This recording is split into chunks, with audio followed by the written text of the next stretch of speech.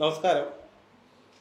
ഇന്ന് നമ്മോടൊപ്പം ഇവിടെ എത്തിച്ചേർന്ന നമ്മുടെ യാക്കോബായ സഭയുടെ മെട്രോപൊളിറ്റൻ ട്രസ്റ്റിയും പരിശുദ്ധ പരുമല തിരുമേനിയുടെ 4ാം തലമുറയിലെ അംഗവുമായ, അതുപോലെ തന്നെ സഭയുടെ കൊച്ചി ഭദ്രാസന മെത്രാപ്പൊലിത്തയുമായ അഭിവന്യ ജോസഫ് മാർ ഗ്രിഗോറിയോസ് തിരുമേനിക്ക് സ്വാഗതം.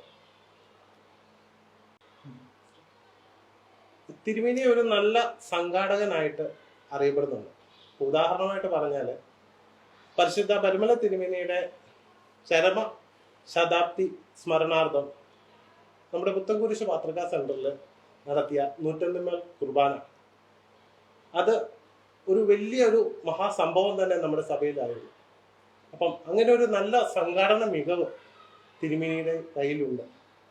അപ്പം സഭയുടെ ഈ പ്രതിസന്ധി കാലഘട്ടത്തിൽ ഈ സംഘാടന മികവ് സഭയുടെ ഈ പ്രശ്നങ്ങളിൽ നമ്മുടെ സഭയെ എങ്ങനെ ഒരു പുനഃസംഘടനയിലേക്ക് കൊണ്ടുവരാൻ ഒരു മെത്രാപ്പൊലിത്തൻ ട്രസ്റ്റ് എന്ന നിലയിൽ തിരുമേനിക്ക് സാധിക്കും? 101 കുർബാനയെ കുറിച്ച് ഓർമ്മപ്പെടുത്തിയത് നന്നായി. പലരും വിസ്മരിച്ചു പോയ ഒന്നാണ് 101 കുർബാന. അങ്ങനെയൊന്നും നടക്കുമോ എന്ന് പലരും ചിന്തിച്ച് പിന്മാറിയിരുന്നു. പക്ഷേ നമ്മുടെ സഭാ ചരിത്രത്തിൽ പരിശുദ്ധനായ പരുമല കൊച്ചു തിരുമേനിക്ക് കൊടുക്കാവുന്ന ഏറ്റവും വലിയ ഒരു ട്രിബ്യൂട്ട്, ഒരാദരവായിരുന്നു അദ്ദേഹത്തിൻ്റെ ശതാബ്ദിയിൽ 101 കുർബാന, 101 ത്രോണോസുകൾ ഒരുക്കി, 101 വൈദികർ, 101 ശുശ്രൂഷകർ അന്ന് ആ ബലി അർപ്പിക്കുവാൻ സാധിച്ചു. ഒരു പക്ഷേങ്കിൽ അങ്ങനൊരു ബലി ഇതിനു മുമ്പും അതിനുശേഷവും ഒരു സഭയിലും നടന്നിട്ടുണ്ടാകും. സമൂഹ ബലി സാധാരണ നടക്കാറുണ്ട്. അത് സഭാചരിത്രത്തിൽ അല്ലെ തങ്കലിപികളാൽ എഴുതപ്പെട്ടിരിക്കുന്ന ഒരു കാര്യമാണ്. അന്ന് ഒരു 50,000 ആളുകളെ പ്രതീക്ഷിച്ചു. പക്ഷേ 5 ലക്ഷം പേർക്ക് അവിടെ എത്തിപ്പെടാൻ സാധിച്ചു. ബാക്കി ആളുകളൊക്കെ മൂവാറ്റുപുഴയിലും അതുപോലെ തന്നെ തിരുവാങ്കുളത്തും ഒക്കെയായി കുടുങ്ങിപ്പോയി എന്നുള്ളതാണ് ഒരു യാഥാർത്ഥ്യം. സംഘടന മികവ് എന്നൊന്നും ഞാൻ അവകാശപ്പെടുന്നില്ല. ഞാൻ 94 ജനുവരി മാസമാണ് മെത്രാപ്പൊലിത്തയായി സഭയിലേക്ക് വരുന്നത്. പിറ്റേ വർഷം Saint Peter's, Ernakulam Saint Peter's പള്ളിയിൽ വെച്ച് കൂടിയ ഒരു യോഗത്തിൽ, അന്ന് അധികം തിരുമേനിമാരൊന്നുമില്ല, മറുവിഭാഗത്തേക്ക് പോയ തിരുമേനിമാരുണ്ട്. അതുകൂടാതെ പിന്നെ നമ്മുടെ കൂടെ ഉള്ളത് ഫീലിക്സിനോസ് തിരുമേനിയും തിമോത്തിയോസ് തിരുമേനിയും, പിന്നെ അന്നത്തെ സീനിയർ ബിഷപ്സായ നമ്മുടെ പെരുമ്പള്ളി തിരുമേനിയും ദേവനാസിയോസ് തിരുമേനിയും, നമ്മുടെ കാതോലിക്ക ബാവായുമാണ് ശ്രേഷ്ഠ പുണ്യശ്ലോകനായ പൗലോസ് രാമൻ ബാവ. അന്നു മുതൽക്ക്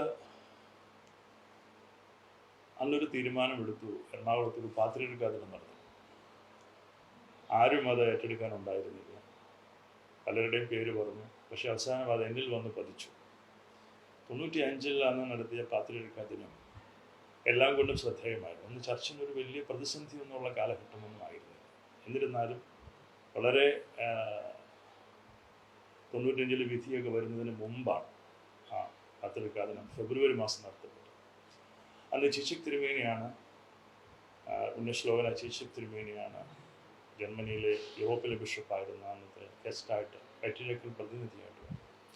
അന്ന് മുതൽക്ക് ഇങ്ങോട്ട് സഭയുടെ പൊതുവായ എല്ലാ യോഗങ്ങളും സംഘടിപ്പിക്കുവാനും അതിന് നേതൃത്വം കൊടുക്കുവാനും സഭ എന്നെയാണ് നിയോഗിച്ചിട്ടുള്ളത്. അത് ഒരു നിയോഗമായി ഏറ്റെടുക്കുന്ന കാര്യങ്ങൾ കൃത്യമായിട്ട് ചെയ്യണമെന്ന് എനിക്ക് നിർബന്ധമുണ്ട്. അത് ദൈവാനുഗ്രഹത്താലും എല്ലാവരുടെയും സഹകരണം കൊണ്ട് ഓരോ ഉത്തരവാദിത്തങ്ങൾ ചുമതലപ്പെടുത്തുന്നവർ ആ ഉത്തരവാദിത്തങ്ങൾ അവരുടെ ഭാഗം നിറവേറ്റപ്പെടുമ്പോഴാണ് ഇങ്ങനെയുള്ള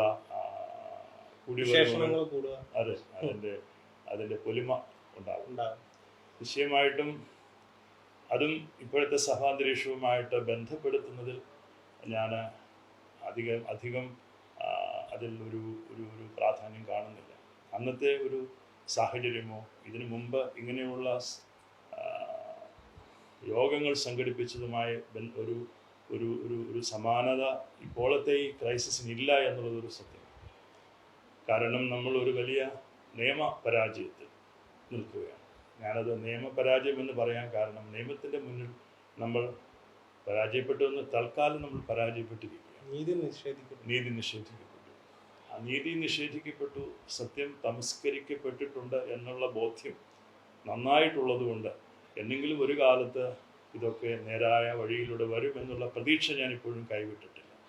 എന്നിരുന്നാലും ഇപ്പോൾ നമ്മൾ അഭിമുഖീകരിച്ചു കൊണ്ടിരിക്കുന്ന പ്രതിസന്ധി വളരെ വലുത് തന്നെയാണ്. അങ്ങനെയുള്ള പ്രതിസന്ധിയിൽ സഭയ്ക്ക് ഒറ്റക്കെട്ടായി നിന്ന് വിശ്വാസത്തിൽ യാതൊരു വിധത്തിലുള്ളതായ വിട്ടുവീഴ്ചയും ചെയ്യാൻ ഇടവക ജനങ്ങൾ തയ്യാറല്ലാത്തിടത്തോളം കാലം ഈ സഭയും അതിൻ്റെ സംവിധാനങ്ങളും തിരുമേനിമാരും ഒക്കെ ജനങ്ങളോടൊപ്പം നിന്നാൽ ഒരു പള്ളി നഷ്ടപ്പെട്ടാൽ അതുപോലത്തെ പല പള്ളിയും പണിയാനുള്ളതായ ശേഷി ഈ വിശ്വാസ സമൂഹത്തിൻ്റെ വിശ്വാസത്തിൻ്റെ പൂർണ്ണതയിലുണ്ട് എന്ന് ഞാൻ വിശ്വസിക്കുന്നു. അത് ഈ പ്രയാസഘട്ടങ്ങളിലും അതവർ തെളിയിച്ചിട്ടുള്ളതാണ്. അതിനെ നിർവീര്യമാക്കുന്നതിന് വേണ്ടിയാണ് നമ്മുടെ സഹോദരങ്ങളായ മറുവിഭാഗം മരണപ്പെടുന്നവരെ പോലും അടക്കുന്നതിന് തടസ്സം നിന്നത്. അത് വരുമ്പോൾ എങ്കിലും ഈ ആളുകളെ കൂടെ കിട്ടും എന്നുള്ള വലിയ ഒരു ഒരു ഒരു ചിന്ത, ഒരു ദുഷ്ടചിന്ത, ഒരു സ്ട്രാറ്റജി അവരുടെ ഭാഗത്തുണ്ടായിരുന്നു. പക്ഷേ അതിലും അവർക്ക് വിജയം കാണാൻ സാധിച്ചില്ല എന്നുള്ളതാണ് ഒരു യാഥാർത്ഥ്യം. തിരുമേനി, നമ്മൾ ഈ കേസ് അല്ലെങ്കിൽ കേസിന്റെ അനന്തരഫലമായി വളരെയധികം പള്ളികൾ നമുക്ക് നഷ്ടപ്പെട്ടാൽ ആ സ്ഥിതി വിശേഷത്തെ എങ്ങനെ കാണും? നമ്മൾക്ക് ഇതിനോടകം കഴിഞ്ഞ 2-3 വർഷത്തെ ഒരു കണക്കെടുത്താൽ, ഒരു 2017 ജൂലൈ 7 വിധിക്ക് ശേഷമുള്ള കണക്കെടുത്താൽ 56-57 പള്ളികൾ നമുക്ക് നഷ്ടപ്പെട്ടിട്ടുണ്ട്. ഈ നഷ്ടപ്പെട്ട ഇടങ്ങളിലെല്ലാം നമുക്ക് പുതിയ ദേവാലയങ്ങൾ ഉയർന്നിട്ടുണ്ട്. ചിലതെല്ലാം പ്രോപ്പർ സ്ട്രക്ചറാണ്, ചിലതെല്ലാം ടെമ്പററിയാണ്. അതെല്ലാം ഒന്നുകൂടെ കൂടി മെച്ചപ്പെട്ട നിലയിൽ പടുതുയർത്തുന്നതിന് വേണ്ടിയിട്ടുള്ള ശ്രമങ്ങൾ തുടർന്നുകൊണ്ടിരിക്കുന്നു. ആളുകളുടെ ആ വീര്യം, വിശ്വാസത്തിലുള്ളതായ തീഷ്ണത, അവരുടെ ഐക്യം, സഭയോടുള്ള സ്നേഹം, ആ കടപ്പാട്, അത് ഒട്ടും തന്നെ കുറഞ്ഞു പോയിട്ടില്ല. അതൊരു മാതൃകയാണ് നമുക്ക് മുന്നിലുള്ളത്. അതുകൊണ്ട് തന്നെ ഇനിയും പള്ളികൾ നഷ്ടപ്പെടുന്ന സാഹചര്യങ്ങൾ ഉണ്ടായാൽ ഇടവക ജനങ്ങൾ പുറത്താക്കപ്പെടുമ്പോൾ അവർ കൂടാരം പിടിച്ച് ആരാധിക്കുന്ന ഒരു നല്ല മാതൃക നമുക്ക് മുന്നിലുണ്ട്. അതിൽ നമ്മൾക്ക് ഒത്തിരി അഭിമാനിക്കാം. ഇങ്ങനെ ഒരു സഭ എന്നുള്ളതിൽ, വിശ്വാസത്തിൽ ഉറച്ചു നിൽക്കുന്ന ഒരു സഭ എന്നുള്ളതിൽ നമുക്ക് നിശ്ചയമായിട്ട് അഭിമാനിക്കാം. അതുകൊണ്ട് തന്നെ അവിടെയൊന്നും നമുക്ക് വലിയ പരാജയം ഞാൻ കാണുന്നില്ല. പരാജയം എന്ന് പറയുന്നത് ഈ പറയുന്ന സ്ട്രക്ചറലായിട്ടുള്ള അല്ലെങ്കിൽ ദേവാലയങ്ങൾ, അതിനൊരു ഇമോഷണൽ അറ്റാച്ച്മെൻറ്റ് വളരെ വലുതാണ്. ആ ഇമോഷണൽ അറ്റാച്ച്മെൻറ്റ് ഉള്ളപ്പോൾ തന്നെ വിശ്വാസപരമായ കാര്യങ്ങളിലുള്ള തീഷ്ണത അതിനെ കുറച്ച് കാണാൻ ആളുകൾ തയ്യാറല്ല. അവിടെയാണ് വിശ്വാസികളാണ് ഒരു തീരുമാനമെടുക്കുന്നത്. അവിടെ നേതൃത്വം കൊടുക്കുവാൻ തിരുമേനിമാർ മുന്നിൽ നിന്നാൽ, വൈദികർ കൂടെ നിന്നാൽ നിശ്ചയമായിട്ടും നമുക്ക് പത്തോമാ സഭയൊക്കെ ഒന്നുമില്ലായ്മയെന്ന് വളർന്നു വന്ന സഭയാണ്.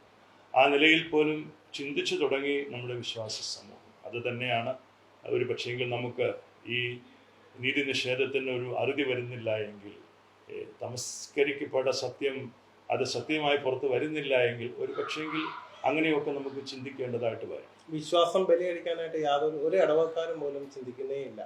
ആരും തന്നെ അങ്ങനെ ചിന്തിക്കുന്നില്ല. ഈ മെത്രാങ്കാക്ഷികൾക്ക് വിധി മൂലം ലഭിക്കുന്ന പള്ളികളിൽ നമ്മുടെ സഭയിലെ വൈദികരെ തന്നെ നിലനിർത്തിക്കൊണ്ട്, അല്ലെങ്കിൽ അങ്ങനെ ഒരു കാവട്ടെ അവർ പുറത്തെടുത്തുകൊണ്ട് അവരെ തന്നെ നിർത്താനായിട്ട് അവർ ഉദ്ദേശിക്കുന്നുണ്ട്. അപ്പം നമ്മുടെ സഭയിലെ ചില ആഭ്യന്തര പ്രശ്നങ്ങൾ മൂലം ഈ വൈദികർ അങ്ങനെ നിലനിന്നാൽ അതിനെ നമ്മുടെ സഭ എങ്ങനെയാണ് പ്രതിരോധിക്കുന്നത്? അല്ലെങ്കിൽ അങ്ങനെ ഒരു പ്രതിരോധിക്കാൻ വേണ്ട എന്തെങ്കിലും നടപടികൾ ഉണ്ടാവുമോ? ഇപ്പോഴത്തെ നമ്മുടെ ദൈവാലയങ്ങളിൽ ആരാധിക്കുന്നത്, നേതൃത്വം കൊടുക്കുന്നത്, ആ ദൈവാലയങ്ങൾക്കെല്ലാം ഒരു ഡയസിസ് ഉണ്ട്. ഡയസിസ് മെത്രാപ്പോലിത്ത. ആ മെത്രാപ്പോലിത്ത പരിശുദ്ധ പത്രീർക്കീസ് ബാവായുടെ ആത്മീയ മേലധ്യക്ഷന് കീഴിലുള്ള കത്തോലിക്ക ബാവായുടെ നിയന്ത്രണത്തിലുള്ള മെത്രാപ്പോലിത്തന്മാരും മെത്രാപ്പോലിത്ത നിയന്ത്രണത്തിൽ വൈദികരുമാണ്. ഇപ്പോൾ അവിടെ ഒരു സ്റ്റാറ്റസ് കോ ഉണ്ട്. ആ സ്റ്റാറ്റസ് കോയ്ക്ക് വിരുദ്ധമായ ഏതെങ്കിലും ഒരു മെത്രാപ്പോലിത്ത, ഏതെങ്കിലും ഒരു ഭദ്രാസനത്തിൽ ഏതെങ്കിലും ഒരു വൈദികനൊരു കത്ത് കൊടുത്താൽ, ഒരു ലെറ്റർ കൊടുത്താൽ, അദ്ദേഹത്തെ എൻഡോഴ്സ് ചെയ്തുകൊണ്ട് കൊടുത്താൽ, അതിന് ഒരു വിലയും ആ വൈദികൻ കൊടുക്കേണ്ട ആവശ്യമില്ല. വൈദികൻ കൊടുക്കാൻ ഒക്കത്തില്ല. ആ വൈദികനെ അപ്പോയിന്റ് ചെയ്തിരിക്കുന്നത് മെത്രാപ്പോലിത്താണ്. മറിച്ച് മറുവിഭാഗത്തിലെ മെത്രാപ്പോലിത്തായോ കാതോലിക്കായോ അദ്ദേഹത്തിനൊരു അപ്പോയിൻമെന്റ് ആ പള്ളിയിൽ കൊടുത്താൽ അത് സ്വീകരിക്കേണ്ട ആവശ്യം ആ വൈദികനില്ല. അതേസമയം അവിടെ നമ്മളുടെ വൈദികൻ കയറാൻ സാധിക്കാതെ വരികയോ നമ്മളുടെ വൈദികനെ കയറുന്നതിൽ ആരാധിക്കുന്നതിൽ പോലീസ് അല്ലെങ്കിൽ നിയമം തടസ്സപ്പെടുത്തുകയോ ചെയ്യുകയും അവരുടെ വൈദികൻ അവിടെ കുർബാനയ്ക്ക് വരികയും ചെയ്യുന്ന സാഹചര്യം ഉണ്ടായാൽ അവിടെ നമ്മളുടെ ജനങ്ങൾ അവിടെ നിലപാടെടുക്കും. അതാണ് നമ്മൾ കണ്ടുവരുന്നത്. നമ്മുടെ വൈദികരപ്പം നമ്മുടെ ഒപ്പം തന്നെ നിൽക്കും എന്നുള്ളൊരു, അങ്ങനെ തന്നെയാണ് നമ്മുടെ വിശ്വാസികളും ഈ സഭയും അങ്ങനെ തന്നെയാണ് കാണുന്നത്, വിശ്വസിക്കുന്നത്. കാരണം അതുകൊണ്ട് മാത്രമുള്ള ഓഫേഴ്സ് അപ്പുറം കിട്ടാം. അതുകൊണ്ട് ഓഫേഴ്സ് ഒക്കെ ധാരാളം ഉണ്ടാകും. അങ്ങനെ ഓഫേഴ്സിലൊക്കെ വീണ് പോകാൻ ഈ വൈദികർക്ക് എത്രയോ മുമ്പേ മറുവിഭാഗത്തേക്ക് പോകാമായിരുന്നു. അതുപോലെയുള്ള ആക്ഷേപങ്ങളും അധിക്ഷേപങ്ങളും അതുപോലെയുള്ള പീഡനങ്ങളും അതുപോലെയുള്ള ഇല്ലായ്മകളിലൂടെ ഒക്കെ വന്ന ഒരു സഭയാണിത്. ഈ വൈദികരുമൊക്കെ അതൊക്കെ ഏറ്റവും ഗ്രൗണ്ട് ലെവലിൽ ഏറ്റവും കൂടുതൽ അതേക്കുറിച്ച് കൺഫ്രണ്ട് ചെയ്യുന്ന ബഹുമാനപ്പെട്ട വൈദികരാണ്. പക്ഷേങ്കിൽ അവരെ ബലപ്പെടുത്തുന്ന യഥാർത്ഥത്തിൽ വിശ്വാസി സമൂഹമാണ്. അവിടെയും ഈ വിശ്വാസി സമൂഹത്തോടാണ് നമുക്ക് കൂടുതൽ ആദരവും സ്നേഹവും കടപ്പാടും തോന്നുന്നത്. അവരുടെ ആ ഒരു സപ്പോർട്ട് തന്നെ അവരെ നിലനിർത്താനായിട്ട് നമ്മുടെ സഭയെ യഥാർത്ഥത്തിൽ നിലനിർത്തിയിട്ടുള്ളതും നമ്മുടെ സഭ നിലനിന്നതും യഥാർത്ഥത്തിൽ നമുക്കൊരു ഘട്ടമുണ്ടായിരുന്നു. ഒരു മെത്രാപ്പോലിത്ത ഇല്ലാത്ത ഘട്ടങ്ങൾ പോലും നമുക്കുണ്ടായിട്ടുണ്ട്. അങ്ങനെയുള്ള ഘട്ടങ്ങളിലൊക്കെ വിശ്വാസികളുടെ കൂട്ടമാണ്, അവരുടെ ഒത്തുചേരലാണ്, അവരുടെ കൂട്ടായ പരിശ്രമത്തിൻ്റെയും വിശ്വാസ തീഷ്ണതയുടെയും ഒരു സാക്ഷ്യമാണ് യഥാർത്ഥത്തിൽ ഈ സഭ എന്ന് പറയുന്നത്. അതുകൊണ്ടാണ് നമ്മൾ ഡെമോക്രാറ്റിക് വേയിൽ കാര്യങ്ങൾ പോകണം. വിശ്വാസികളുടെ ഇംഗിതത്തിനനുസരിച്ച് കാര്യങ്ങൾ ക്രോഡീകരിക്കണം, അവരെ മാനിക്കണം, അവർ പറയുന്നത് കേൾക്കണം, അവരുടെ ഇഷ്ടം നമ്മൾ ഒരിക്കലും തമസ്കരിക്കാതെ എല്ലാവരെയും ചേർത്ത് നിർത്തിക്കൊണ്ട് കൊണ്ടുപോകാറും ആ വിശ്വാസത്തിലാണ് നമ്മൾ നിലനിൽക്കുന്നത്. അതുകൊണ്ട് തന്നെ തിരുമേനി ഒരു വർഷം മുമ്പ് മെത്രാൻ കക്ഷിയിലെ മെലത്തിയോസ് തിരുമേനി അല്ല മെലത്തിയോസ് മെത്രാൻ ഒരു അഭിമുഖത്തിൽ ഇങ്ങനെ പറയുകയുണ്ടായി. അതായത് പരിശുദ്ധ പാത്രിക്കീസ് ബാവ സമാധാനത്തിന് ശ്രമിച്ച ഒരു സമയത്ത് മെത്രാൻ കക്ഷിയിലെ തന്നെ മെലത്തിയോസ് മെത്രാനെയും അത്താനാസിയോസ് മെത്രാനെയും സേവറിയോസ് മെത്രാനെയും തിരുമേനി നിർബന്ധിച്ചാണ് പരിശുദ്ധ പാത്രിക്കീസ് ബാവയുടെ അടുത്തേക്ക് കൊണ്ടുപോയെന്ന് ഇങ്ങനെ പറഞ്ഞു കേട്ടിട്ടുണ്ട്. അപ്പം അതിനോട് തിരുമേനിക്ക് എന്താണ് പറയാനായിട്ടുള്ളത്? അല്ല അതിനകത്ത് ഒരു നിജസ്ഥിതി എന്താണ്? എനിക്ക് മെലീതോസ് തിരുമേനി പറയുന്നതിനോടൊക്കെ മറുപടി പറയാന്നുള്ളത് അത്ര ഇഷ്ടമുള്ള കാര്യമൊന്നുമല്ല. കാരണം അദ്ദേഹത്തെ എനിക്ക് നന്നായിട്ടറിയാം, അദ്ദേഹത്തെ സഭയ്ക്ക് നന്നായിട്ടറിയാം. അദ്ദേഹം ആരായിരുന്നു എന്നുള്ളതും അദ്ദേഹം എന്തായിരുന്നു എന്നുള്ളതും അദ്ദേഹം എവിടെയായിരുന്നു എന്നുള്ളതും അദ്ദേഹം ഇങ്ങനെയൊക്കെ ആയത് ആരിലൂടെയാണെന്നുള്ളതൊന്നും അദ്ദേഹം മറന്നു കാണാനിടയൊന്നുമില്ല. തിരുമേനി ശരിക്കും ആടിനെ പട്ടിയാക്കുന്ന കാര്യത്തിൽ വിദഗ്ധനാണ്. അത് ഈ സഭയിലെ എല്ലാവർക്കും അറിയാം. ഞാനിങ്ങനെ പറയേണ്ടി വന്നതിൽ എനിക്ക് വിഷമമുണ്ട്. പക്ഷേ തിരുമേനി പരസ്യമായിട്ട് ഇങ്ങനെയുള്ള കാര്യങ്ങളൊക്കെ പറയുമ്പോൾ അല്പവും കൂടി ശ്രദ്ധിക്കണം. ഞാനങ്ങനെ ഇവരെക്കുറിച്ചൊന്നും ഇതുവരെ മോശമായിട്ട് സംസാരിച്ചിട്ടില്ല. 3 പ്രാവശ്യമാണ് പാത്രിക്കീസ് ബാവായും അവരും ആയിട്ടുള്ള ഒരു ചർച്ചയ്ക്കുള്ള വേദി ഉണ്ടായിട്ടുണ്ട്. അദ്ദേഹം ഏത് സന്ദർഭത്തിലെ കാര്യം പറയുന്നതെന്ന് എനിക്ക് കോമണായിട്ട് പറയുന്നതേ ഉള്ളൂ. ആദ്യം ഒരു പ്രാവശ്യം 2 കൂട്ടരും അവിടെ വിളിപ്പിച്ചിട്ട് പോയിരുന്നു. അന്ന് അവർ പൂർണ്ണമായിട്ടും പോയിട്ടില്ല. അതായത് 2002 അസോസിയേഷന് മുമ്പാണ്. പൂർണ്ണമായിട്ടും പോയിട്ടില്ല. പക്ഷേ മനസ്സുകൊണ്ടും പ്രവർത്തനം കൊണ്ടും മറുവിഭാഗത്തോട് ചേർന്ന് നിൽക്കുന്ന ഒരു ക്രൂഷ്യൽ ടൈമായിരുന്നു. അന്നവരെല്ലാവരും ഉണ്ടായിരുന്നു. നമ്മളുടെ ഭാഗത്തു നിന്ന് നമ്മുടെ കാതോലിക്ക ബാവ തോമസ്, അന്ന് ദിവനാസ്യൂസ് തിരുമേനി അടക്കം, പെരുമ്പഴ തിരുമേനി അടക്കം, പാത്തിക്കൽ അച്ഛൻ അടക്കം, കുർലാൻ ചേട്ടൻ, ഞാൻ പീലക്സിനോസ് തിരുമേനി, കാലഞ്ചേരി പീലക്സൻ, പോളിക്കാർപ്പസ് തിരുമേനി, ബെന്യാമിൻ തിരുമേനിയൊക്കെ ഞങ്ങളെല്ലാവരും ഒന്നും ഉണ്ടായിരുന്നു. അന്ന് ഞങ്ങൾ സെയ്ദനായ പാത്രിക്കീസ് ബാവയുടെ അവിടെ താമസിക്കുന്നു. ഭയങ്കര മഞ്ഞുള്ള ഒരു കാലം, ഒത്തിരി മഞ്ഞ് പെയ്ത് കിടക്കുകയായിരുന്നു. അവിടെ ഡെമാസ്കസിൽ തന്നെ വേറൊരു സ്ഥലത്താണ് ഈ തിരുമേനിമാർ താമസിച്ചിരുന്നത്.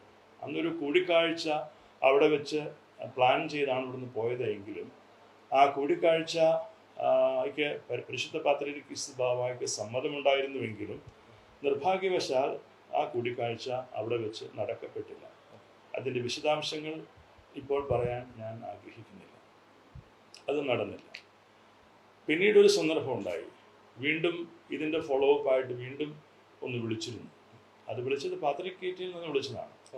പേട്രിയാർക്കേറ്റിൽ നിന്ന് വിളിച്ചപ്പോൾ ഇവർ ഡിറ്റാച്ച് നിൽക്കുന്നത് കൊണ്ട് അവരുമായിട്ട് ഞാൻ കമ്മ്യൂണിക്കേറ്റ് ചെയ്തിട്ടുണ്ടാകാം സ്വാഭാവികമായിട്ട്. അന്ന് അവരുടെ ഗ്രൂപ്പിൽ ഈ പറയുന്ന 3 തിരുമേനിമാരുണ്ട്. ഞാനും ഫീലിക്സ് തിരുമേനിയും ആണ് പോകേണ്ടത്. ദിവനാസിസ് തിരുമേനി, പെരുമ്പള്ളി തിരുമേനിയും അന്ന് കൂടെ വരുന്നില്ല എന്ന് പറഞ്ഞു. പക്ഷേ ഞങ്ങൾ പോകാനൊക്കെ തയ്യാറായതാണ്. ടിക്കറ്റ് എടുത്തതാണ്. തലേദിവസം രാത്രിയാണ്. അന്നൊരു ബന്ധ ഉള്ള ദിവസമായിരുന്നു. അപ്പം തലേദിവസം രാത്രി എനിക്ക് പത്രികീസ് ബാവയുടെ ഓഫീസിൽ നിന്നും ബാവ തന്നെ എന്നെ നേരിട്ട് വിളിച്ചു.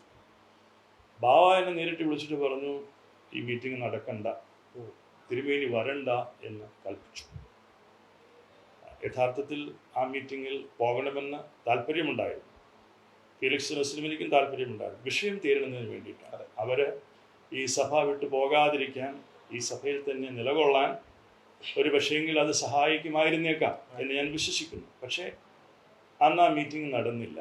ആ മീറ്റിങ്ങിൽ പോകണ്ട എന്ന് എന്നെ വിളിച്ചു പറഞ്ഞു. ഇതറിയാവുന്ന, ഏറ്റവും കൂടുതൽ അടുത്തറിയാവുന്ന ഒരാൾ കാലം ചെയ്ത ഫീലിക്സ് നസ്ലിമിനി. പിന്നെ അന്നത്തെ എൻ്റെ ഭദ്രാസന സെക്രട്ടറി അമ്മഞ്ചേരി അച്ഛൻ അറിയാം. എൻ്റെ വളരെ ക്ലോസ് ആയിട്ടുള്ള ആളുകൾക്കറിയാം. മാത്രവുമല്ല, അന്ന് പാത്രികീസ് ബാവ സംസാരിച്ചതിന് ശേഷം ഫോൺ കൈമാറിയത് ആലപ്പുഴയിലെ ഗ്രിഗോറിയസ് തിരുമേനിക്ക്.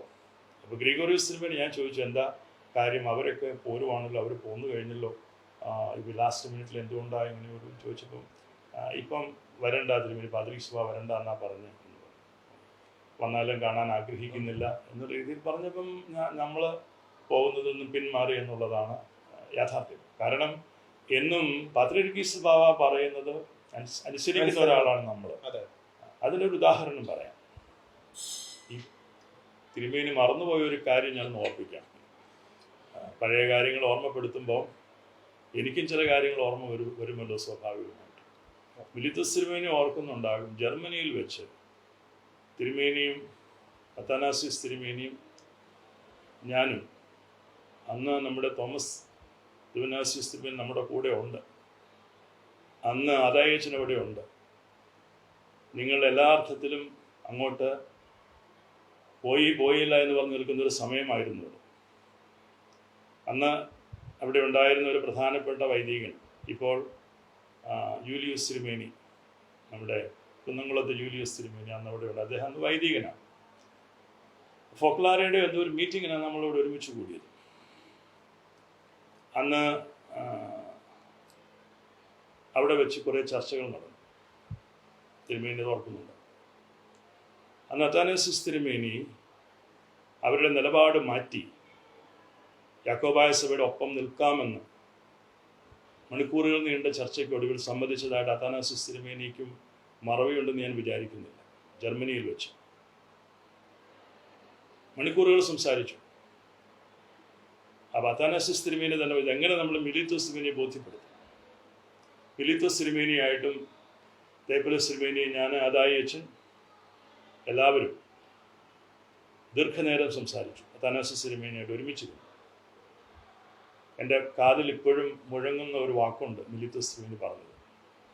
ഞാൻ മുന്നോട്ട് വെച്ച കാല് പിന്നോട്ടെടുക്കില്ല എന്നൊരു വാക്കങ്ങ് പറഞ്ഞു. അത് എൻ്റെ കാതിൽ ഇപ്പോഴുമുണ്ട്. ഞങ്ങൾക്കെല്ലാം അത് നൊമ്പരമായി എന്ന്. അന്ന് അത്താനാസിസ് തിരുമേനി വളരെ വേദനിച്ചു എന്നുള്ളതും ഒത്തിരി പ്രയാസപ്പെട്ടതിന് ശേഷം ഞങ്ങളോട് സംസാരിച്ചതുമൊക്കെ ഒരു യാഥാർത്ഥ്യവും സത്യവുമാണ്. അതൊന്നും തിരുമേനിക്ക് നിഷേധിക്കാനൊക്കില്ല.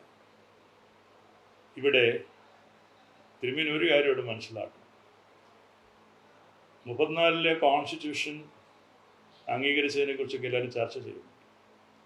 ഏത് സാഹചര്യത്തിലാണ് 34-ലെ കോൺസ്റ്റിറ്റ്യൂഷൻ അംഗീകരിച്ചത്? സുപ്രീം കോടതിയിൽ സീനിയർ ലോയേഴ്സ് പറഞ്ഞു 95-ലെ വിധി അനുസരിച്ച്, എന്ന് വെച്ചാൽ 95-ലെ വിധി അനുസരിച്ച് അന്ത്യോക്യ പാത്രിക്ക് സഭയുടെ പരമാധ്യക്ഷനാണ്. 95-ലെ വിധി അനുസരിച്ച് അന്ത്യോക്യ പാത്രിക്ക് കാതോലിക്കയുടെ മേൽസ്ഥാനിയാണ്. 95 വിധി അനുസരിച്ച് തോമായുടെ സിംഹാസനം ആലങ്കാരികമാണ്, മാർത്തോമാ ശ്ലീഹയുടെ സിംഹാസനം ആലങ്കാരികമാണ്.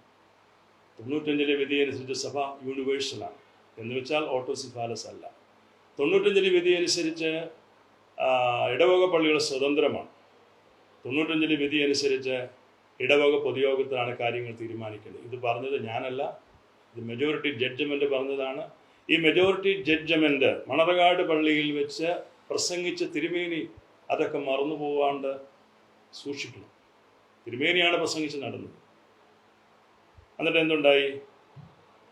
34 കോൺസ്റ്റിറ്റ്യൂഷൻ ഞാൻ മാത്രമല്ല, കാലം ചെയ്ത പൗലോസ് രണ്ടാമൻ ബാവ അംഗീകരിച്ചിട്ടുണ്ട്, ക്ലിമീസ് തിരുമേനി അംഗീകരിച്ചിട്ടുണ്ട്, ആലുവാല് കാലം ചെയ്ത ഗ്രിഗോറിയസ് തിരുമേനി അംഗീകരിച്ചിട്ടുണ്ട്. അങ്ങനെ ഇങ്ങോട്ട് നോക്കിക്കോളൂ. പെരുമ്പള്ളി തിരുമേനി അംഗീകരിച്ചിട്ടുണ്ട്, ദിവനാസിസ് തിരുമേനി അംഗീകരിച്ചിട്ടുണ്ട്, തിമോത്തിയോസ് തിരുമേനി അംഗീകരിച്ചിട്ടുണ്ട്, ഞാൻ അംഗീകരിച്ചിട്ടുണ്ട്. ഞാൻ അംഗീകരിച്ചത് കോടതിയിലാണ്, കോടതിയിൽ അംഗീകരിച്ചിട്ടുണ്ട്. അതുകൊണ്ട് ഈ 34 പറഞ്ഞ് കോലാഹലം ഉണ്ടാക്കുന്ന എൻ്റെ സഹോദരങ്ങളോട് എനിക്ക് പറയാനുള്ള ഒരു കാര്യമുണ്ട്. അത് നിങ്ങൾ ഒത്തിരി ആവർത്തിക്കേണ്ട കാര്യമൊന്നുമില്ല. 34 അംഗീകരിച്ച് നിങ്ങൾ മലങ്കര അസോസിയേഷനിൽ പങ്കെടുക്കാനായിട്ട് എനിക്ക് കത്തയച്ചല്ലോ. കാലം ചെയ്ത മാത്യൂസ് രണ്ടാമൻ ബാവ തിരുമേനി എനിക്കൊരു കത്ത് തന്നു. ആ കത്തിൽ എന്തായിരുന്നു? എനിക്ക് മാത്രമല്ല, സഭയിലെ മുഴുവൻ തിരുമേനിമാർക്കും കത്തയച്ചു. ആ കത്തിൽ എങ്ങനെയാണ് പറയുന്നത്? 1934 കോൺസ്റ്റിറ്റ്യൂഷൻ അനുസരിച്ച് നമ്മെ, അതായത് മർത്തോമ മാത്യൂസ് രണ്ടാമൻ കാതോലിക്ക ബാവായായും മലങ്കര മെത്രാപ്പൊലീത്തയായും അംഗീകരിച്ച് എഴുതി കൊടുക്കണമെന്ന് പറഞ്ഞൊരു കത്തെനിക്ക് വന്നു. തിരുമേനിമാർക്ക് എല്ലാവർക്കും വന്നു. ഈ കത്ത് എൻ്റെ കയ്യിൽ കിട്ടിയിരിക്കുന്ന ഒരു സമയത്താണ് നമ്മളൊരു യാത്ര പോയത്. തിരുമേനിമാർ ഓർക്കുന്നുണ്ടാവും. അത്താനാസിസ് തിരുമേനി, മെലീത്തോസ് തിരുമേനി. ആദരവോടുകൂടി തന്നെയാണ് പറയണത്, സഹോദര സ്നേഹത്തോടെ. മണ്ണുത്തിയിൽ നിന്നും പുതിയതായി കുദാശ ചെയ്യപ്പെടുന്ന പള്ളിയിലേക്ക് തിരുമേനിയുടെ അംബാസഡർക്കാരൻ്റെ പുറകിൽ ഞാൻ നടുക്കും, നിങ്ങൾ അപ്പുറം ഇപ്പുറം ഇരിക്കുന്നു, യാത്ര ചെയ്യുന്നു. ആ യാത്രയിൽ എന്നെ നിർബന്ധിച്ചു അത് ഒപ്പിട്ട് കൊടുക്കണം. അന്ന് മെലീത്തോസ് തിരുമേനിയും അത്താനാസിയസ് തിരുമേനിയും സേവേറിയസ് തിരുമേനിയും നിക്കോളവാസ് തിരുമേനിയും ആ കത്ത് ഒപ്പിട്ട് കൊടുത്തു. എന്നെ ഒപ്പിട്ട് കൊടുക്കുന്ന ഒത്തിരി നിർബന്ധിച്ചു. ഞാൻ ഒറ്റ കാര്യം മാത്രമേ പറഞ്ഞുള്ളൂ, അങ്ങനെ ഒരു പ്രശ്നം ഉദിക്കുന്നില്ല. അന്ത്യോക്യ പാത്രിക്കീസിനെ സഭയുടെ പരമാധ്യക്ഷനായിട്ട് സ്വീകരിക്കാത്ത, അന്ത്യോക്യ പാത്രിക്കീസിൻ്റെ അന്ത്യോക്യ യൂണിവേഴ്സൽ ചർച്ചിൻ്റെ ഭാഗമാണ് മലങ്കര സഭ എന്നുള്ളത് അംഗീകരിക്കാത്ത, അങ്ങനെ ഒരു സംവിധാനത്തിലേക്ക് വരണമെന്നും അങ്ങനെ സംവിധാനത്തിലേക്ക് ആ സ്വീകരണമില്ലാതെ വരുന്ന പ്രശ്നമില്ല. അതിൽ എന്നെ കിട്ടത്തില്ല. കാരണം ഞാൻ പരിശുദ്ധ സിംഹാസനത്തിൽ എഴുതി കൊടുത്തിരിക്കുന്ന മധുബഹായുടെ മുമ്പിൽ ഞാൻ എടുത്തിരിക്കുന്നതായ സത്യവിശ്വാസത്തിന് പ്രമാണങ്ങളുടെ ഏറ്റുപറച്ചിൽ, അതിനൊന്നും വിപരീതമായിട്ട് എനിക്ക് ചെയ്യാൻ സാധിക്കുകയില്ല. അതിൻ്റെ അർത്ഥം സമാധാനത്തിന് എതിരാണെന്നല്ല. ഞാൻ എപ്പോഴും സമാധാനത്തിന് നിലകൊണ്ട ആളാണെന്നുള്ളത് അത്യാവശ്യം യാക്കോബായ വളർത്തുന്നത് എല്ലാവർക്കും അറിവുള്ള കാര്യമാണ്. അന്ത്യോക്യ പാത്രിക്കീസിനെ അംഗീകരിച്ചിട്ടാണോ 2002 അസോസിയേഷൻ നടത്തിയത്? അന്ത്യോക്യ പാത്രിക്കീസിനെ തള്ളിക്കൊണ്ടുള്ള ഒരു അസോസിയേഷൻ തിരുമേനിമാർ പങ്കെടുക്കുമ്പോൾ എന്തായിരുന്നു നിങ്ങളുടെ ധാർമ്മികത? നിങ്ങൾ ഏറ്റുപറഞ്ഞതായ വിശ്വാസ സത്യങ്ങളോട് നിങ്ങളുടെ പ്രതിബദ്ധത എന്തായിരുന്നു?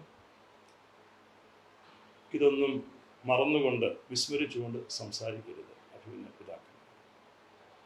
നിങ്ങളെ തിരുത്താനോ അല്ലെങ്കിൽ നിങ്ങൾ ഇനിയും ഇതിന് മറുപടി പറയാനോ ഒന്നും എന്നെ എപ്പോഴും കിട്ടിയെന്ന് വരികയില്ല. പക്ഷെ എന്നെ കോട്ട് ചെയ്ത് പല പ്രാവശ്യം പറഞ്ഞു.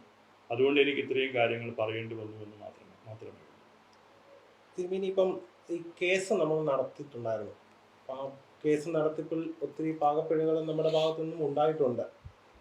അല്ലെങ്കിൽ ഇനിയിപ്പം അല്ലെങ്കിൽ ആ കേസിനെ അപകരിച്ച് കോടതികളിൽ നിന്നെല്ലാം നമുക്കൊരു നിരാശാപൂർവമായിട്ടുള്ള വിധികളാണ് നമുക്ക് കിട്ടിക്കൊണ്ടിരിക്കുന്നത്. അപ്പം ഇനി മുന്നോട്ട് നമ്മുടെ കേസ് നടത്തിപ്പ് എങ്ങനെയാണെന്നും അതുപോലെ തന്നെ അതിൻ്റെ ഒരു എന്താ പറയുക, ഇപ്പോൾ സ്വതന്ത്രമായിട്ട് പള്ളികൾ പോലും കേസുകൾ നടത്തുന്നുണ്ട്. അപ്പം അങ്ങനെയുള്ള അവസരങ്ങളിൽ നമ്മുടെ സഭയുടെ കേസിനെ സംബന്ധിച്ചുള്ള കാര്യങ്ങൾ എന്താണെന്നും സ്വതന്ത്രമായിട്ട് കേസ് നടത്തുന്ന പള്ളികളെ സഭ എങ്ങനെയാണ് സഹായിക്കുന്നതെന്നുള്ളതൊന്ന് പറയാൻ വലിയ ഉപകാരമാണ്. സമുദായ കേസ് അതായത് 95 വിധി വന്ന കേസ് നടത്തിപ്പിൽ നേതൃത്വം കൊടുത്തിരുന്ന ആളാണ് മെലീത്തോസ് തിരുമേനി, അഭിമന്യ മെലീത്തോസ് തിരുമേനി. അന്ന് കുർലാൻ ചേട്ടനും ഒക്കെ അടങ്ങുന്ന ഒരു ടീമുണ്ടായിരുന്നു. അന്ന് ഒത്തിരി പ്രവർത്തിച്ച ഒരാളാണ് അഭിമന്യ പിതാവായ ദിയസ്കോറോസ് തിരുമേനി. അദ്ദേഹം അന്ന് റമ്പാച്ചൻ ആയിരുന്നു, അത് അച്ഛനായിരുന്നു, വൈദികനായിരുന്നു.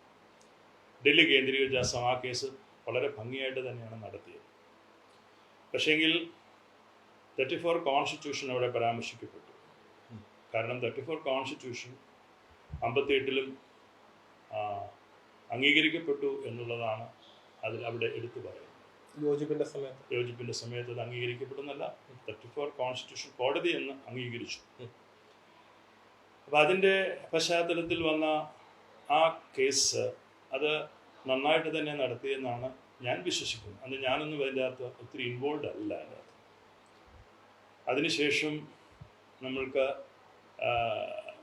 കേസുകൾ സംബന്ധിച്ച് ഒരു ഡീവിയേഷൻ വരുന്നത് നമ്മൾ 2002 കോൺസ്റ്റിറ്റ്യൂഷൻ അംഗീകരിച്ച് പാരലായിട്ട് നമ്മളൊരു അസോസിയേഷൻ നടത്തി. അങ്ങനെ നമുക്കൊരു ഒപ്പീനിയൻ കിട്ടിയിരുന്നു. അന്ന് ശാന്തിഭൂഷണാണ് അന്നത്തെ ഏറ്റവും വലിയ ഒരു സീനിയർ ലോയർ. അദ്ദേഹമാണ് പറഞ്ഞത് മലങ്കര അസോസിയേഷൻ ഇത് വോളണ്ടറി അസോസിയേഷൻ. അങ്ങനെ ഒരു വോളണ്ടറി അസോസിയേഷനിലേക്ക് ചേരാനും ഡിസസോസിയേറ്റ് ചെയ്യാനുള്ള സ്വാതന്ത്ര്യം യാക്കോബായ സഭയ്ക്കുണ്ട് എന്നുള്ള ശുപാർശ അല്ലെങ്കിൽ ആ ഒരു ലീഗൽ ഒപ്പീനിയൻ്റെ പശ്ചാത്തലത്തിലാണ് നമ്മൾ ഈ സംവിധാനത്തിലേക്ക് വരുന്നത്. കേസുകൾ മുന്നോട്ട് പോയി, 2 അസോസിയേഷൻ നടന്നു, വീണ്ടും കേസുകളായി. അങ്ങനെ കോലഞ്ചേരി പള്ളിയുടെ കേസ് വന്നു. അവിടെയൊക്കെ വന്നപ്പോഴത്തേക്കും കേസുകൾ പിന്നെ പള്ളികൾ തന്നെ ഏറ്റെടുത്ത് നടത്തുന്ന സ്ഥിതിയിലേക്ക് വന്നു. അവർ തന്നെ പൈസ ഉണ്ടാക്കുന്നു, അവർ തന്നെ കേസുകൾ പറയുന്നു. ആ കേസിൽ വന്ന വിധി വളരെ ഡാമേജിങ് ആയി. അത് കേസ് നടത്തിയതിൻ്റെ ദോഷമാണെന്ന് ഞാൻ പറയാൻ തയ്യാറല്ല. കാരണം അഡ്വക്കേറ്റ് പരാശരൻ സ്വാമിയാണ് കേസ് വാദിച്ചത്, വൈദ്യനാഥൻ. അവർ വളരെ നല്ല പ്രഗത്ഭരായ അഡ്വക്കേറ്റ്സാണ്. പക്ഷെ എന്തുകൊണ്ടോ മറുവിഭാഗം കോടതിയെ തെറ്റിദ്ധരിപ്പിച്ചപ്പോൾ ആ തെറ്റിദ്ധാരണ മാറ്റി സ്ഥാപിക്കുന്നതിൽ നമുക്ക് എന്തുകൊണ്ടോ പരാജയം സംഭവിച്ചതാണോ അതെയോ പിന്നീട് നിന്ന കാര്യങ്ങളിൽ ഈ വിധികൾ വന്നതിനെ സംബന്ധിച്ചൊക്കെ ഒത്തിരി പിന്നാമ്പുറം പറച്ചിലുകളുണ്ട്. അതൊന്നും പറയാൻ ഞാൻ തയ്യാറല്ല. അങ്ങനെ ഒരു ഡിറ്റർമിൻഡ് ആയിട്ടുള്ള ഒരു വിധി ആയിരുന്നുവെങ്കിൽ അതിന് എത്ര നന്നായി വാദിച്ചാലും നമുക്ക് അനുകൂലമാക്കാനായിട്ട് സാധിക്കുകയില്ല.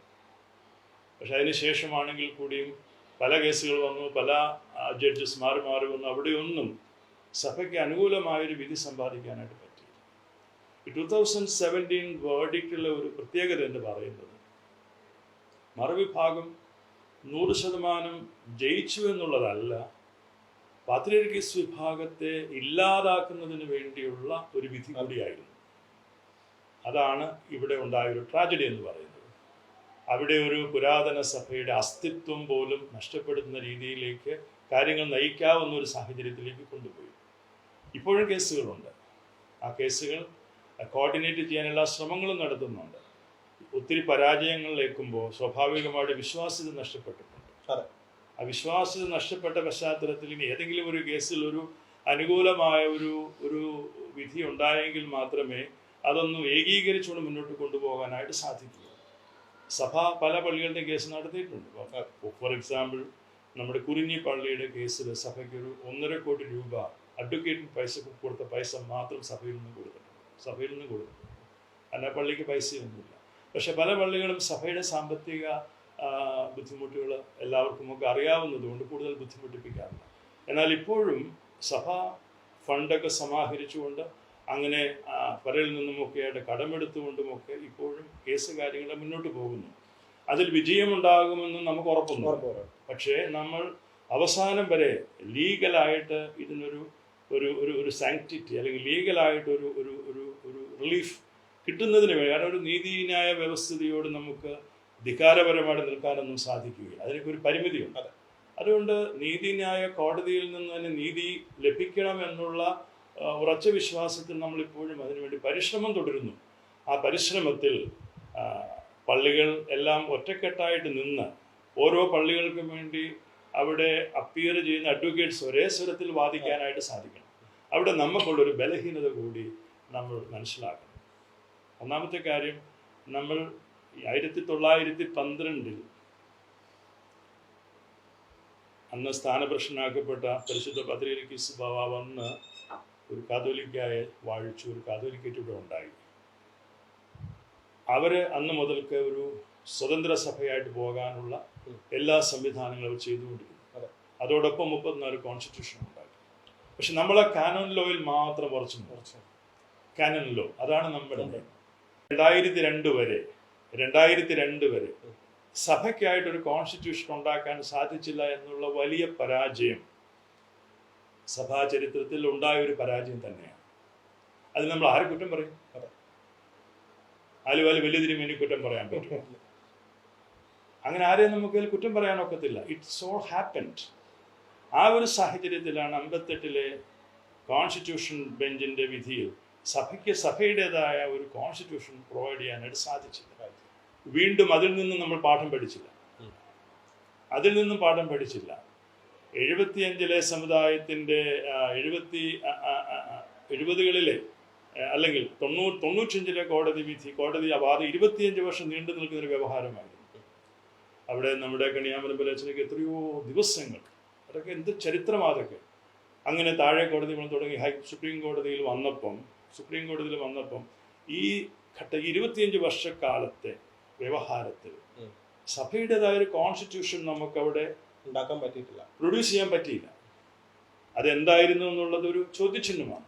പല കോൺസ്റ്റിറ്റ്യൂഷൻ ഉണ്ടായെന്നാണ് ഞാൻ മനസ്സിലാക്കുന്നത്. പല കളറിലായിരുന്നു. പക്ഷെ അതൊന്നും ഒരു അപ്രൂവലായി കോടതിയെ സമർപ്പിക്കാൻ നമുക്ക് സാധിക്കാതെ പോയതാണ് ഈ വലിയ പരാജയത്തിന്റെ അടിത്തറ എന്ന് പറയുന്നത്. പല നമ്മുടെ പള്ളികൾ, ഇപ്പൊ മണർകാട് പള്ളി ഉൾപ്പെടെയുള്ള പള്ളികൾക്ക് അത് അവരുടേതായിട്ടുള്ള ഒരു ഭരണഘടന ഉണ്ടായിരുന്നു. അതുകൊണ്ട് അതൊരു കാര്യമാണ്. കാരണം നമ്മളുടെ അഡ്വക്കേറ്റ്സ് വാദിക്കുമ്പോൾ ഒന്നിൽ ഉടമ്പടി പറയും, അതല്ലെങ്കിൽ പറയും ആ പള്ളിയുടെ ഒരു നിയമാവലി പറയും, അതല്ലെങ്കിൽ ഒരു കുടുംബ പള്ളി എന്നുള്ള നില കുടുംബത്തിന്റെ ഒരു നിയമാവലി പറയും. നമുക്ക് കോമൺ ആയിട്ടുള്ള ഒരു കോൺസ്റ്റിറ്റ്യൂഷൻ ഉണ്ടാകാതെ പോയത് നമ്മളുടെ ഒരു പരാജയം തന്നെയാണ്. അവിടെയാണ് ക്നാനായ സമുദായം, സിംഹാസന പള്ളികൾ, പൗരസ്ത്യ സുശേഷ സമാജം, അതുപോലെ തന്നെ ഓണവാർ മിഷൻ, ഇവർക്കൊക്കെ ഒരു ചെറിയ കടലാസ് കഷ്ണമെങ്കിലും ഒരു കോൺസ്റ്റിറ്റ്യൂഷനായിട്ട് കൊടുക്കാനുണ്ടായിരുന്നു. ഇതുപോലെ തന്നെയാണ് അവരുടെ കോൺസ്റ്റിറ്റ്യൂഷൻ. അതൊരു കടലാസ്, ഒരു ബുക്ക്ലെറ്റ് മാത്രമാണ്. അതൊരു രജിസ്റ്റേർഡ് പോലും അല്ലാത്ത ഒരു ഡോക്യുമെന്റ് ആണ്. പക്ഷെ അത് കോടതി അംഗീകരിച്ചു എന്നുള്ള നമ്മൾ അതിനെ ആദരിച്ചേ ഒക്കത്തുള്ളൂ. എന്ന് വെച്ചാൽ നമ്മൾ സ്വീകരിക്കണമെന്നൊന്നുമില്ല. ആദരവുണ്ട്, കോടതിയുടെ പറഞ്ഞിരിക്കുന്നത് ആദരവുണ്ട്. പക്ഷെ അത് സ്വീകരിക്കണമെന്ന് നിർബന്ധമൊന്നുമില്ല. അന്ന് ഈ പറഞ്ഞ എൻറ്റിറ്റിക്കെല്ലാം ഒരു കോൺസ്റ്റിറ്റ്യൂഷൻ ഉണ്ടായിരുന്നുകൊണ്ട് അവർക്ക് അനുകൂലമായ വിധി കിട്ടി. നമുക്ക് ദോഷമായ നമ്മൾ ഈ 34 അംഗീകരിക്കണമെന്ന് പറഞ്ഞു. പക്ഷെ അന്ന് ആ 25 വർഷത്തെ വ്യവഹാരത്തിൽ സഭയുടേതായ കാനോൻ നിയമം അനുസരിച്ചുള്ള ഒരു കോൺസ്റ്റിറ്റ്യൂഷൻ നമുക്ക് പ്രൊഡ്യൂസ് ചെയ്യാൻ പറ്റിയിരുന്നെങ്കിൽ 95 വിധിയിൽ 10 കാര്യം ചോദിച്ചാൽ 9 കാര്യം നമുക്ക് അനുകൂലമാണ്. 10ാമത്തെ കാര്യമാണ് നമുക്ക് ദോഷമായിട്ടെന്ന് വാദിച്ചതൊക്കെ 34 കോൺസ്റ്റിറ്റ്യൂഷനാണ്. നമുക്കൊന്നുണ്ടായിരുന്നെങ്കിൽ അങ്ങനെ വരില്ലായിരുന്നു. ഇതൊക്കെ ഒരു ചരിത്രപരമായ സത്യങ്ങളും യാഥാർത്ഥ്യങ്ങളുമാണ്. ഇതൊന്നും ബോധ്യപ്പെടാതെ നമ്മൾ കേസ് പറഞ്ഞവരെയും കേസ് നടത്തിയ അഡ്വക്കേറ്റ്സിനെയും അല്ല കേസിന് വാദിച്ച അഡ്വക്കേറ്റ്സിനെയോ അല്ല കേസ് നടത്തിയവരെയൊന്നും കുറ്റം പറഞ്ഞിട്ടൊന്നും യാതൊരു കാര്യവുമില്ല. ഇതൊക്കെ നമ്മൾക്ക് പറ്റിയ ചില വീഴ്ചകളാണ്. അതിൽ നിന്നും നമ്മൾ പാഠം പഠിച്ച് വിശ്വാസ സമൂഹം ഇതൊക്കെ മനസ്സിലാക്കേണ്ട കാര്യങ്ങളൊക്കെ തന്നെയാണ്. അതല്ലെങ്കിൽ കേസ് നടത്തിയവരെ കുറ്റം പറയും, അഡ്വക്കേറ്റ്സിനെ കുറ്റം പറയും, പള്ളി പോകുമ്പോൾ മെത്രാച്ചിനെ കുറ്റം പറയും, കോടികൾ വാങ്ങിച്ച് പള്ളികൾ വിൽപ്പനയ്ക്ക് വെച്ചു എന്ന് പറഞ്ഞുകൊണ്ട് കുറ്റം പറയും. ഇങ്ങനെ കുറ്റം പറയുന്നതിന് ആർക്കും യാതൊരു ദൗർലഭ്യമില്ലാത്തൊരു കാലഘട്ടമാണ്. പലരും പലതും പറയുന്നത് യാഥാർത്ഥ്യങ്ങൾ മനസ്സിലാക്കിക്കൊണ്ടല്ല. യാഥാർത്ഥ്യങ്ങൾ ഇനി മൂടി വയ്ക്കുന്നതിൽ അർത്ഥമില്ല. ഇനി അതെല്ലാം നമ്മൾ തുറന്നു പറയണം. യാഥാർത്ഥ്യങ്ങൾ തുറന്നു പറയാതെ വിശ്വാസി സമൂഹത്തെ തെറ്റായ വഴിയിലൂടെ നയിക്കുന്നതിനോട് എനിക്ക് യോജിപ്പില്ല.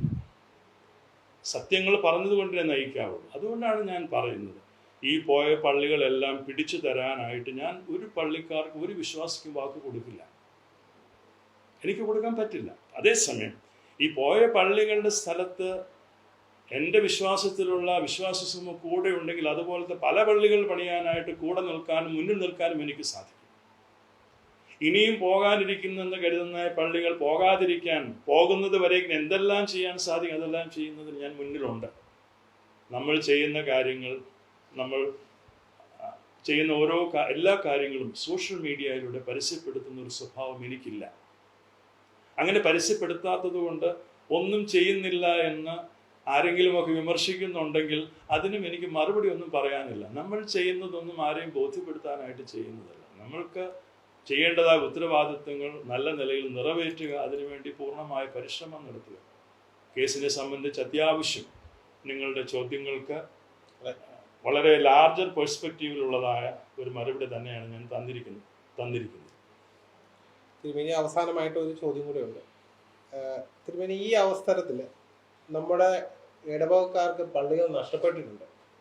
ഒരുപക്ഷെ ഇനിയും മറ്റു പള്ളികളും കൂടെ നഷ്ടപ്പെടേണ്ടി വന്നേക്കാം. അപ്പം അങ്ങനത്തെ ഒരു അവസ്ഥയിൽ ജനങ്ങളെ അല്ലെങ്കിൽ നമ്മുടെ ഇടവകക്കാരെ സംബന്ധിച്ച് അതിയായ ദുഃഖമുണ്ട്. അപ്പം ഈ ഒരു അവസരത്തിൽ അവരോട് എന്താണ് തിരുമേനിക്ക് പറയാനായിട്ടുള്ളത്? യഥാർത്ഥത്തിൽ ഈ വിശ്വാസികളാണ് എന്നോട് സംസാരിച്ചുകൊണ്ടിരിക്കുന്നത്. ഞാൻ അവരോട് സംസാരിക്കുന്നതിൽ കൂടുതലായിട്ട് ഈ വിശ്വാസികൾ എന്നോട് സംസാരിച്ചുകൊണ്ടിരിക്കുകയാണ്.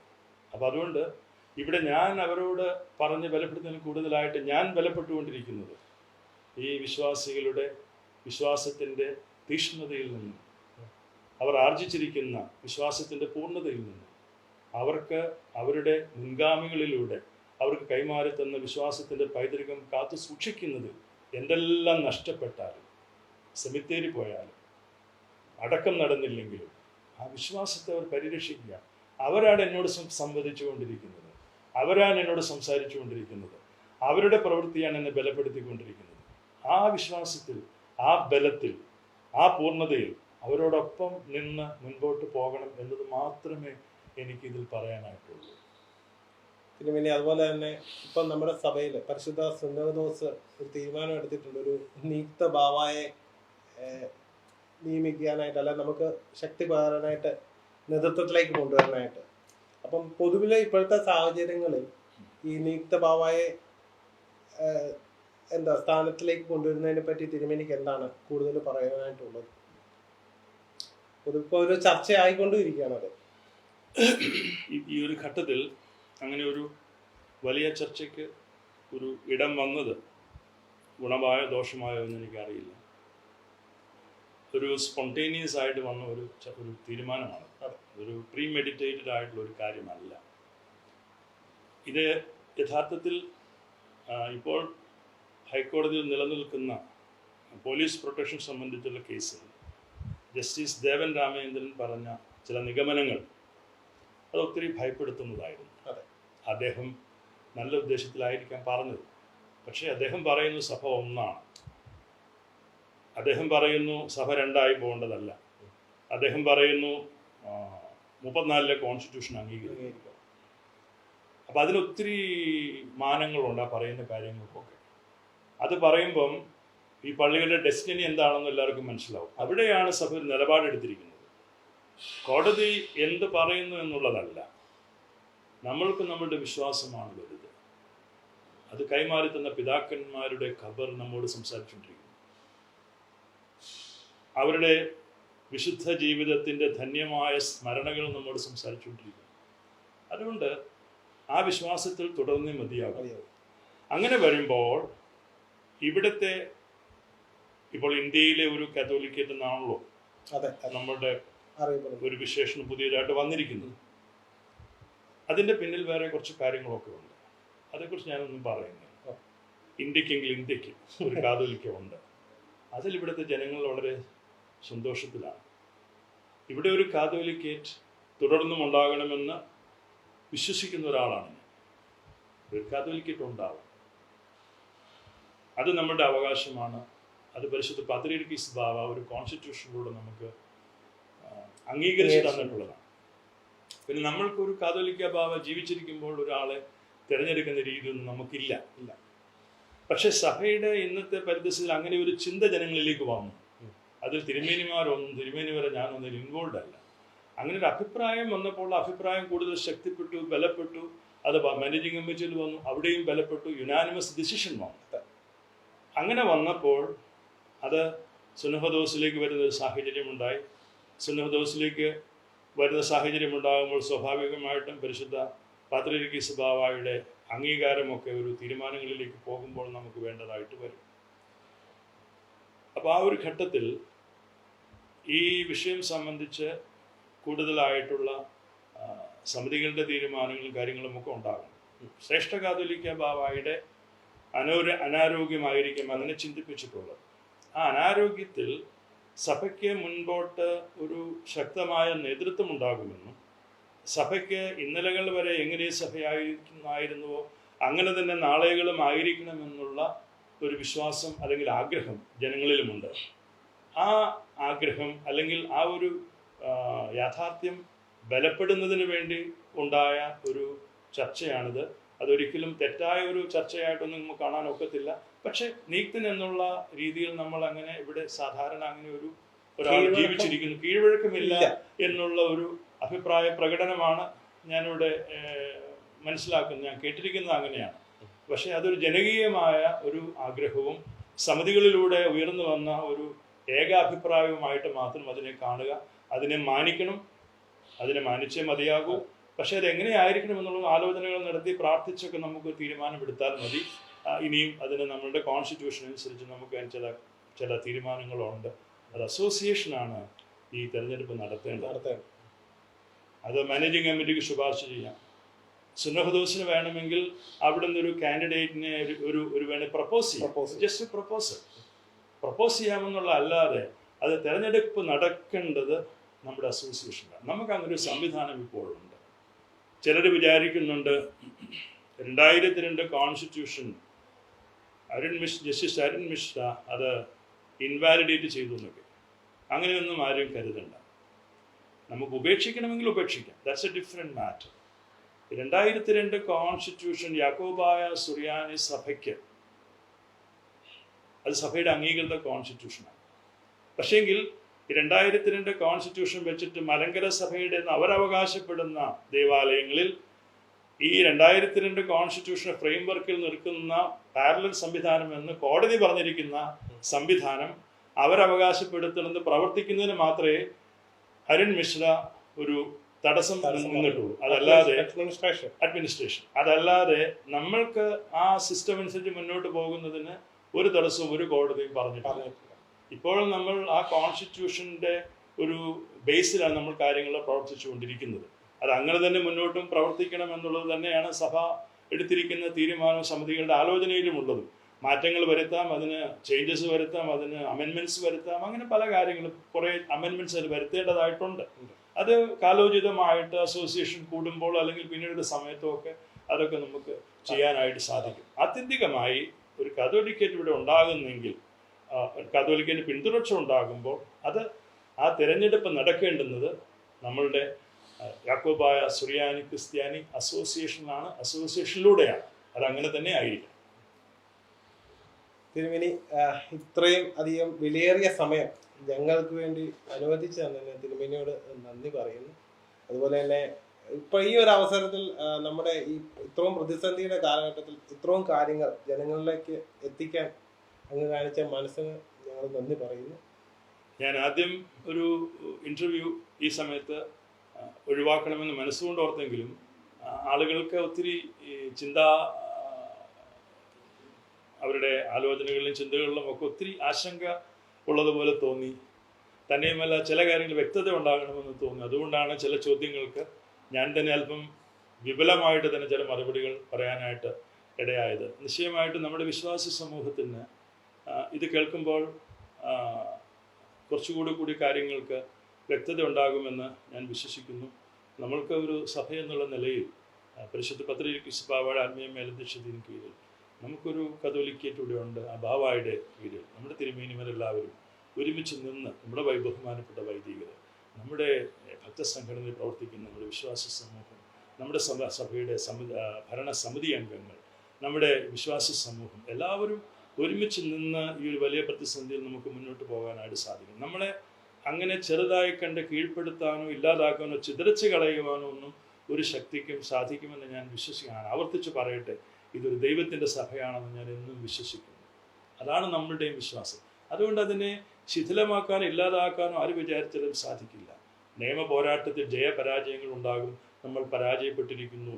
ആ പരാജയം സമ്മതിക്കുമ്പോൾ തന്നെ വിശ്വാസ കാര്യത്തിൽ പരാജയമല്ല, ഒന്നുകൂടി അത് പ്രോജ്വലിക്കുന്ന ഒരു വിശ്വാസമായി ഈ സമൂഹം, ഈ വിശ്വാസി സമൂഹം നമ്മുടെ കേരള സമൂഹത്തോടും ലോകത്തോടും മുഴുവനും വിളിച്ചു പറഞ്ഞുകൊണ്ടിരിക്കുക. നമുക്കങ്ങനെ അടിയുറച്ചു നിൽക്കാം. എല്ലാവരും ഒരുമനപ്പെട്ട് ഒരു മനസ്സോടെ ഒരേ ശബ്ദത്തിൽ നമുക്ക് മുന്നോട്ട് പോകാം. ഇടർച്ചയുണ്ടാകുന്ന ശബ്ദങ്ങൾ ആരിൽ നിന്നും ഉണ്ടാകാതിരിക്കട്ടെ. വൈരുദ്ധ്യങ്ങളും വിദ്വേഷങ്ങളും ഒക്കെ മറന്ന് നമ്മൾക്കൊരു സഭയായി മുന്നോട്ട് പോകുന്നതിന് സാഹചര്യം ഉണ്ടാകട്ടെ. ഈ ഇൻ്റർവ്യൂ അതിന് നേതൃത്വം കൊടുക്കുന്ന പ്രിയപ്പെട്ട എല്ലാവരെയും പ്രത്യേകമായിട്ട് ഓർക്കുന്നു. പ്രത്യേകിച്ചും നമ്മുടെ മണറാട് പള്ളിയിലെ ശുശ്രൂഷ സംഘം അവരൊരു നല്ല ശുശ്രൂഷയാണ് ശരിക്കും പറഞ്ഞാൽ ചെയ്യുന്നത്. അവരുടെ ശുശ്രൂഷ മതബഹായ്ക്കകത്തുള്ള ശുശ്രൂഷയിൽ ഒതുങ്ങി നിൽക്കാതെ ആ ശുശ്രൂഷയുടെ മറ്റൊരു രൂപമായി ഇത് ഇങ്ങനെയുള്ള ഡിസ്കഷൻസ്, ഇങ്ങനെയുള്ള ചിന്തകൾ ഇത് കൂടുതൽ ജനങ്ങളിലേക്ക് എത്തിക്കുവാനും സത്യമായ ശരിയായ കാര്യങ്ങൾ ജനങ്ങളിലേക്കും, അതുപോലെ തന്നെ നമ്മുടെ സഹോദരങ്ങളാണ് മറുവിഭാഗത്തിൽ ഉപദ്രവിക്കുന്നുണ്ടെങ്കിലും നമുക്കത് ഉപദ്രവമായിട്ടാണ് നമുക്ക് അനുഭവപ്പെടുന്നത്. ഒത്തിരി അകൽച്ചയും ഒത്തിരി വിദ്വേഷവും ഒക്കെ ആയിപ്പോയി. എന്നിരുന്നാൽ കൂടിയും സഹോദരങ്ങളായിട്ട് നമുക്ക് അവരെ കാണാം. അവരും ഇതൊക്കെ മനസ്സിലാക്കട്ടെ.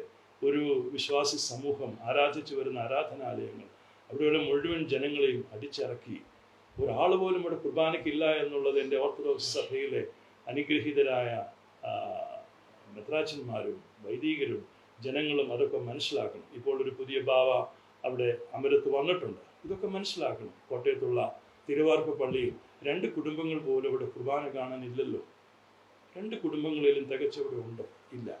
അവിടെ ആ ഉടമസ്ഥർക്ക്, അവകാശപ്പെട്ടവർക്ക് അവരപ്പോൾ ഷെഡ് കെട്ടി കുർബാന ചൊല്ലുവാണ്. ഇതിലെ അനീതി, ഇതിലെ നീതികേട്, ഇതിലെ ദൈവത്തിന് നിരക്കാത്തതായ പ്രവൃത്തികൾ നമുക്കിവിടെ വിധി മാത്രമല്ലല്ലോ. കോടതി വിധി എന്തുമാകട്ടെ, കഴിഞ്ഞതൊക്കെ കഴിഞ്ഞു എന്ന് ചിന്തിച്ചുകൂടെ? ഇനിയും നിങ്ങളുടെ സഹോദരങ്ങളല്ലേ ഞങ്ങളും, നിങ്ങൾക്ക് ചിന്തിച്ചുകൂടെ? അത് നിങ്ങളുടെ പള്ളി, അവർ ആരാധിക്കട്ടെ, അവിടെ ഒരു പ്രശ്നം ഉണ്ടാക്കുന്ന എന്തുകൊണ്ട് ചിന്തിച്ചുകൂടാ? ഓർത്തഡോക്സ് സഭയ്ക്ക് എന്തിൻ്റെയെങ്കിലും കുറവുണ്ടോ? അന്യൻ്റെ അല്ലെങ്കിൽ സഹോദരങ്ങളുടെ തട്ടിപ്പറിക്കേണ്ട ആവശ്യമുണ്ടോ? അബ്രഹാം ലോത്തിനോട് പറഞ്ഞതുപോലെ എന്തുകൊണ്ട് പറയാൻ സാധിക്കുന്നില്ല? ഇതെൻ്റെ ഒരു വിനീതമായ അഭ്യർത്ഥനയാണ്, അപേക്ഷിക്കുകയാണ്. ഓർത്തഡോക്സ് സഹോദരങ്ങൾ നേതൃത്വം കൊടുക്കുന്ന ബാബ തിരുമേനി, അവിടുത്തെ മെത്രാച്ചന്മാർ, അവിടുത്തെ വൈദികർ, അവിടുത്തെ തിയോളജിയൻസ്, അവിടുത്തെ വിശ്വാസ സമൂഹം എല്ലാവരും ഈ കഴിഞ്ഞ കാലങ്ങളിൽ ഉണ്ടായിട്ടുള്ളതിൽ നിന്നും പാഠം പഠിച്ച് യാഥാർത്ഥ്യങ്ങൾ ബോധ്യപ്പെട്ടുകൊണ്ട് നമുക്ക് സഹോദരങ്ങളായി ജീവിക്കാം. എവിടെയെല്ലാം വിട്ടുവീഴ്ചകൾ ചെയ്യാൻ ഞങ്ങൾ തയ്യാറാണ്. ഇത്രയും ഞങ്ങൾക്ക് നഷ്ടപ്പെട്ടു, ഇനിയും നഷ്ടപ്പെടണമോ? നഷ്ടപ്പെടുത്താൻ തയ്യാറാണ്. നഷ്ടപ്പെടട്ടെ. അതുകൊണ്ട് സഹോദരങ്ങളായി ജീവിക്കാനുള്ള ഈ ഭാരതത്തിൽ നമ്മൾ ക്രൈസ്തവരാണ്. ക്രിസ്തീയ സാക്ഷ്യത്തിന് നിരക്കാത്ത നിലയിൽ ഒന്നും സംഭവിക്കാതിരിക്കാൻ ശ്രദ്ധയുള്ളവരാകുക.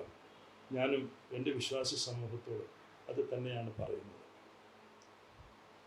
എല്ലാവർക്കും നല്ലത് വരട്ടെ. ദൈവം അനുഗ്രഹിക്കട്ടെ.